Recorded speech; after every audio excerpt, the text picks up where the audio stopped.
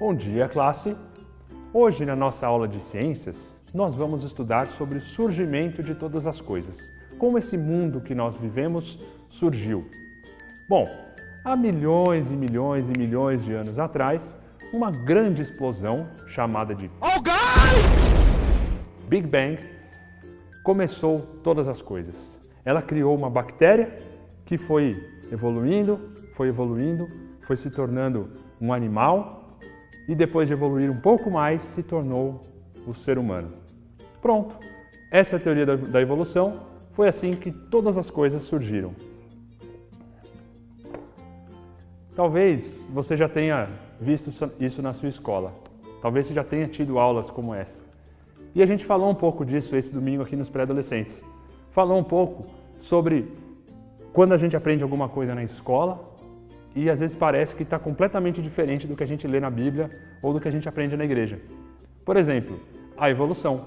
Quando você abre lá na sua Bíblia em Gênesis 1, você lê que Deus criou a luz, que Deus criou o céu, que Deus criou os animais e que Deus criou o homem. E aí você tem uma aula dessa e você fica pensando,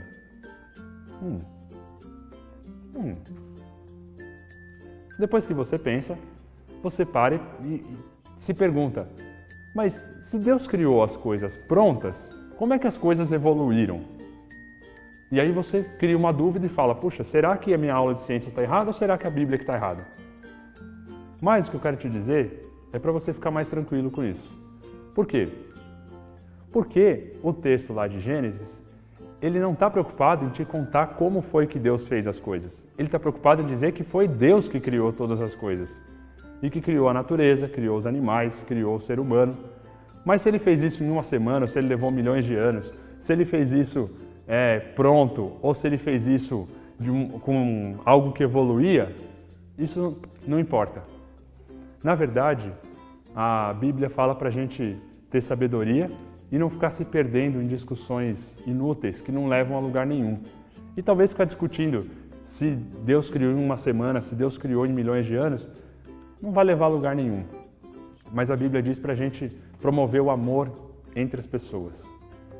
E muito importante, não é por isso que você vai deixar de estudar. Então, estuda direitinho, aprende, isso é muito importante e vai fazer bem para a sua vida.